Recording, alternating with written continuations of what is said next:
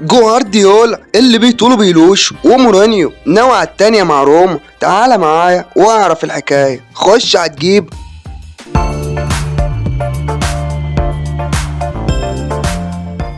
هنتكلم على الثلاث نهائيات الأوروبية، تشامبيونز ليج والأوروبا ليج والكونفرنس ليج، ونبدأ بالكبير دوري أبطال أوروبا ذات الأذنين، النهائي اللي بيجمع السيتي والإنتر. الإنتر يبحث عن رابع بطولاته في دوري الأبطال، والسيتي ناوي على الأولى أوروبية. نبدأ بكلامنا عن سيتي جوارديولا، الفريق اللي خرج بعبع البطولة، الفريق الأكثر استحواذا على الكرة في العالم. السيتي مش مجرد فريق بيكسب وخلاص، لا ده كمان بيلعب سيكسي فوت، وكمان مفيش فريق عنده القدرة إنه يفتح الملعب قدام السيتي، وإلا هيشيل الربع حرفيا، وهو طبعا الطرف الاقوى في النهائي. ولكن فزلكة جوارديولا في النهايات ملهاش امان. هل السيتي ممكن يعملها ويحقق الثلاثيه السنه دي؟ الله اعلم. ندخل بقى على الطرف الثاني وهو الانتر. انتر انزاجي فريق غريب شويه. تقول لي ازاي؟ اقول لك منظم دفاعيا، بيلعب باتنين مهاجمين وبيلعب من غير اجنحه.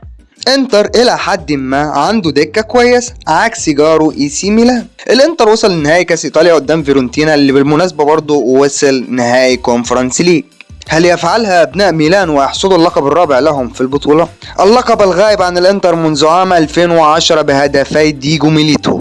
الفريقين هيحاربوا على البطوله السنه دي، بس عايز رايي جوارديولا مش هيحاول البطوله السنه دي عشان يكون اول لقب اوروبي له خارج برشلونه. نيجي بقى لبطوله اليوروبا ليج.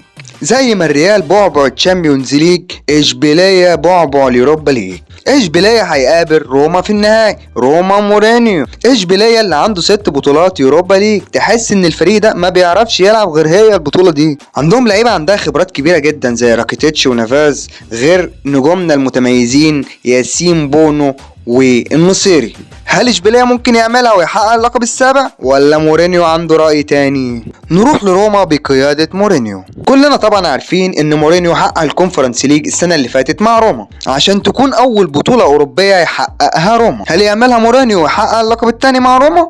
ده اللي هنشوفه في النهاية قدام اشبيليه. حتى لو انت بتكره الراجل ده هتحترمه غصب عنك، لانه نجح مع معظم الاندية اللي درب. خبرة مورينيو في النهائيات قصاد خبرة اشبيليه في البطولة دي.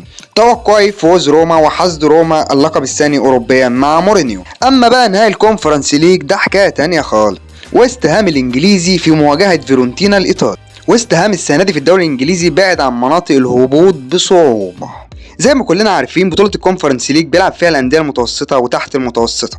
ويست هام ما قدامهمش غير الفوز بالبطولة عشان يعوضوا موسمهم السيء في الدوري، وكمان عشان يشاركوا في اليوروبا ليج السنة الجاية.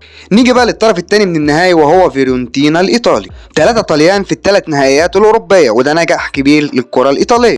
وطبعا فيورنتينا بيلعب فيه نجمنا المغربي سفيان مرابط.